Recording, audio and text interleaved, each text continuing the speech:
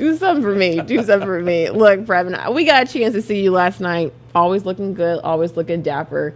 And not only did you look good, but the Grizzlies also looked good on the court last night against the Detroit Pistons.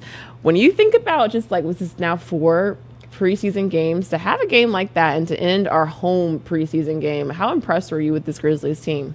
I am. I'm super impressed. I think we were all thinking that they would have a leg up on the rest of the league because of how many of the core guys were coming back. And we were talking about this team getting better still with a core guy coming back, not with a new import from another team and Jaren Jackson Jr. And I thought that they've made strides every game to getting better, but not continuing to be good in the same areas that we consider this team to be good in for years, which is forcing turnovers. They did that again last night. 27, I think, 25 turnovers they forced. The offensive rebounding, they were the second chance points, fast break points. They were fantastic with getting up and down the floor. The points in the paint. It started off being a Detroit weapon early in the game, but the Grizzlies finally cut that off and made them shoot perimeter shots, and it became the Grizzlies' job time to go to work on the interior. And I think that this man right here, Ja Morant, has taken his game to such another level that it forces everyone. This move right here was just fantastic. It forces everyone to up the level of their play. And you see it across the board. And I thought it was a nice coming out party for Jaren in last night's game, doing what I think we would expect him to do, which is affect the game in multiple ways. Blocking shots, the rebounds, knock down threes. But we also saw him in the post again, which I think is where he is so good for this team, is that he can create mismatches on all 3 levels of the floor. And so it was nice to see it all come together. I mean, you go down the roster, every person that got into the game last night contributed. And I think they are finding more and more ways, especially with Steven Adams. These type plays right here, I thought Steven has been fantastic at being a facilitator from that free throw line, elbow area, a place that the Grizzlies have become very comfortable with using their bigs. And so I think the train is moving as they would like it to move. You're seeing contributions from guys. And I always tell everybody, think about this. We haven't watched Dylan Brooks play a game yet. I know. So it's like you're excited and you're happy at seeing what you're seeing. And then you can say, like, know what? We still got another piece and a major piece that hasn't played a game yet. So how much better can this team look as they move forward? But, hey, listen, it's the preseason. You take it with a grain of salt. But you can definitely say you can see where this team can be at the end of the year if they just continue to grow together as they've done so far. Yeah, that little Ja Morant mid-ranger.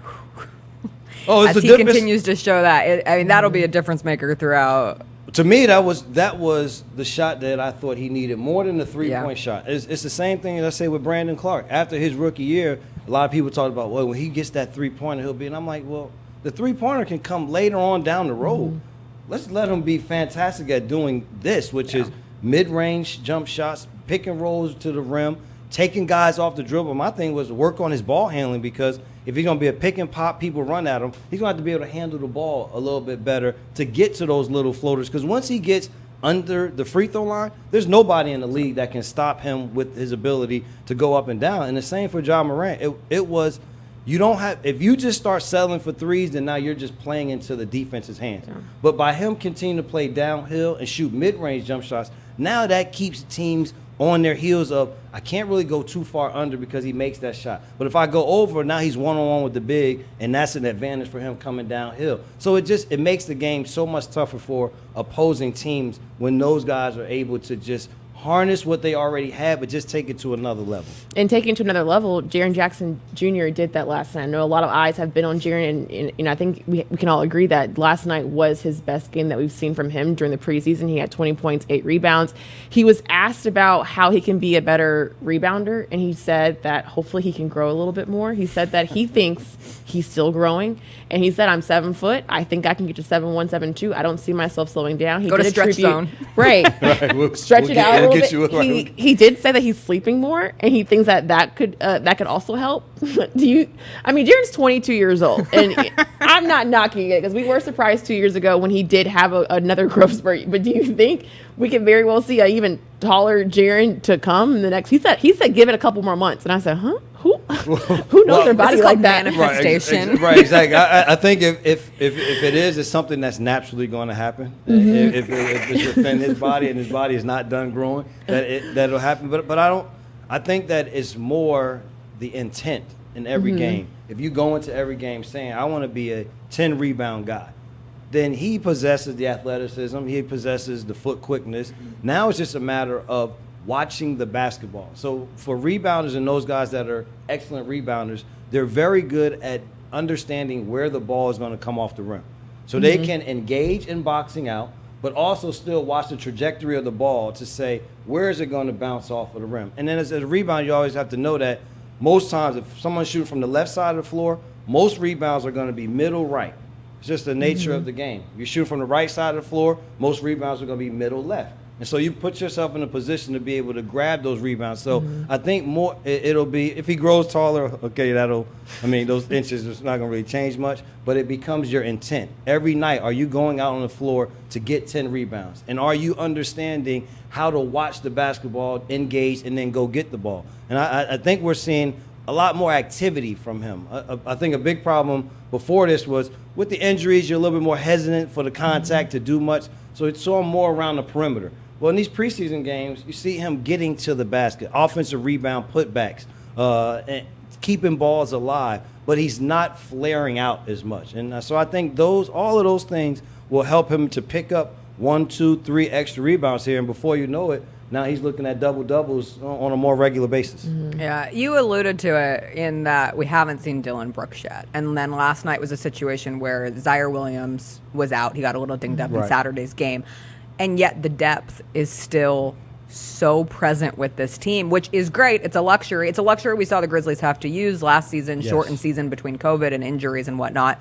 But it also makes for really tough roster decisions for Taylor Jenkins coming down the stretch. And we talked about it with Mike Wallace yesterday. Like, if Brandon Clark is your 11th, 12th guy on the roster, I mean, that speaks volumes. But what have you seen from Brandon in the last 2 games as he tries to kind of fight for his spot within the 10-man rotation going into the year? I saw decisive Brandon.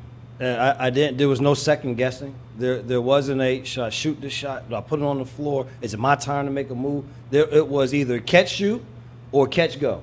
And I think if he can just continue to play with that decisive mindset of I'm going to get to my spots, I'm going to stay active. You see the bounce again in his legs, and I think last year was a point was kind of a cross between trying to figure out how he matures in his game, the injuries, and I think those 2 things then led to the lack of confidence in his game. Because if I'm trying to add this extra thing, when do I do it? My body really doesn't feel good. Now you got a lot of things going on in your head as a young basketball player. I think for this year, the health side, you can put that to the side, don't have to worry about it. And I think that he's comfortable in that how he can help this team be good. And that is by playing the way we've seen him play these last 2 games. High activity, getting inside the painted area with the floaters, the dunks, the finishes, but just playing with energy. And like I said, just being decisive in what he wants to do on the floor. And he's going to make it very hard for Taylor Jenkins to keep him on the bench. And it's a nice problem to have in that we have a lot of guys that can help this team, but we really only have a couple of standout guys. So you have guys that have to play on a regular basis to give us a chance to win. And then everyone else is in such a nice supporting cast role that depending on the game situation, it may dictate we play a bigger lineup today or we may have to play a smaller lineup, and they have the ability to play that way. Yeah, and with this group, it's been fun and exciting to watch Coach Jenkins kind of change up lineups, seeing something a little different. We saw John Conchar. He started last night, and you still have 2 preseason games left. I know going into it, a lot of the question was, the Grizzlies have 6 preseason games, right. Others have 4. And Coach Jenkins even addressed that yesterday, saying, this is a chance for us to change out those lineups and change out the personnel. And we still got 2 more left on the road. You got Wednesday in Indiana, and then you have Friday in Chicago. With that, is there a player or any lineup that you hope to kind of see more of in these next 2 games? And I'm assuming it has to be Dylan Brooks, too. Well, the biggest thing is hopefully we can see Dylan play in these next 2 games. And now, of course, you don't want to push it in any way. You want him to be as close to healthy as possible. But to see him, at least so that you can start to say, this is what our starting lineup is going to be. And now these will be our other rotations off of that starting lineup.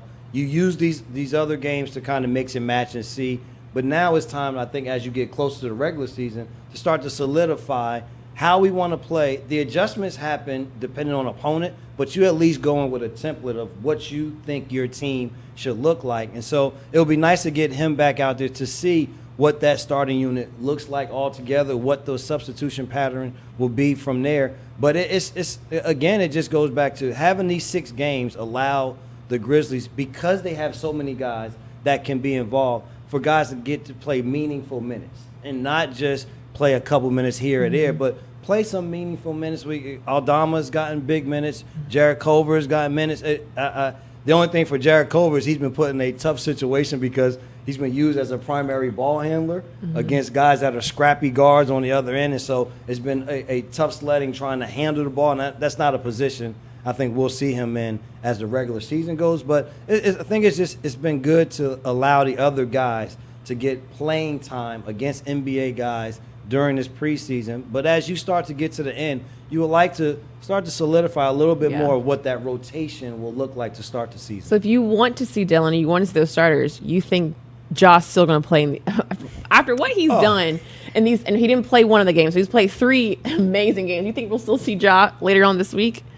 I think we will. The thing is, because he talked about before the preseason that he didn't have his NBA legs under him yet, and as we've seen by the 3 games that he played, I mean, his non-NBA legs are better than a lot of NBA leg players at this point. And so I think they'll continue to let him play. Maybe you back off the minutes to where it's not as much as you get into these last 2 games, because he's played pretty normal minutes almost, and somewhat mid 20-minute games, and so.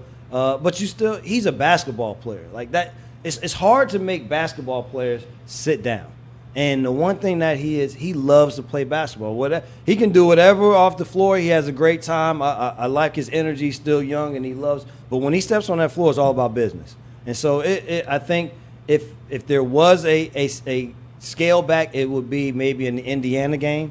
And then for the Chicago game, still get back out there and play for a real tune-up as they get ready for the open night against Cleveland. But he's a hard guy to sit down. But the one thing that we all know is you don't have to worry about if he's ready to play or if his mind is in the right place, because he has been by far the best player on the floor with the games that he's played. Yeah, he's definitely set the tone. We will miss you on the game broadcast. I know that we get the Indiana feed and the Chicago feed, but you guys will be back in action when it's for real next Wednesday against the Cleveland Cavaliers. You get to get a couple days, figure it out. Yeah. A couple days, just sit back and watch. We will definitely watch these last 2 games and see how the team does. But enjoy a little freedom, a little downtime. Are you staying in town? Yes, I'll be here in town and just playing some golf On the golf course. that's it. And driving our son around to whatever he needs to do. But it's just a little relaxation before we really have to get into it. Good. When speaking of golf, before we go, we got to ask you about J.R. Smith. That's yesterday he had his first collegiate golf tournament, and the clips were amazing. And to see him out there, representing North Carolina A&T, the kicks were phenomenal. But do you have any eligibility left? Ooh. But see, JR never went to college. Yeah. Oh, that's See, right. do Do you have any eligibility left? I don't know if I have golf eligibility. I used up all of my basketball eligibility. I don't know if I can go back and play golf or not. But I mean, this is just such a great story for him to have the opportunity, number one, to continue his education and finish up his education, and be able to enjoy playing a little bit of golf while you do it. It's not a bad way to have a post-career life for JR. And he had a nice swing, too. He does. I think it's awesome. And continuing to see, he shot an 83 yesterday. Round 1. He'll come right back out. Hey, listen, I'm happy for my fellow Jersey guy. I love it. To be back out there enjoying what he enjoys. He loves to play golf. He's always loved it. And now he's doing it with his education. I think it's fantastic. Maybe we'll see Brevin professional golfer one day. I will. Senior tour. I will never ascend to that because I'm not going to practice enough to get to become that good. I'm going to enjoy my little round with my fellas and post round festivities. and then go home. Call it good. He just sticks to stretch zone. That's all. As long as you give Stretch zone and soul food. and a massage envy and the golf course. Boy, I'm a happy man. It's a good day. We got to You get don't some need to stress the sponsorship. competition. We've dropped a lot of people today. We did drop a lot of names. Yo, we dropped a lot Yeah. of stuff. I'm definitely gonna get to go get stretched, get a free meal, and play golf. I mean, I pay for that, but play. I think I act like it's free, but it's really not. And play. And get a massage. Gotta get the free massage. get a That's the next key. Okay.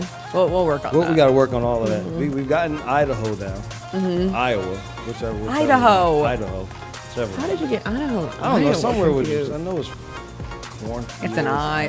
No Potato. cornfields. Potato farms. Potato. That's why I said I messed up. So we got those down. We're so sorry, Idaho. We're I'm so sorry. I'm so sorry. We love you. And I love mashed potatoes. Go mashed potatoes.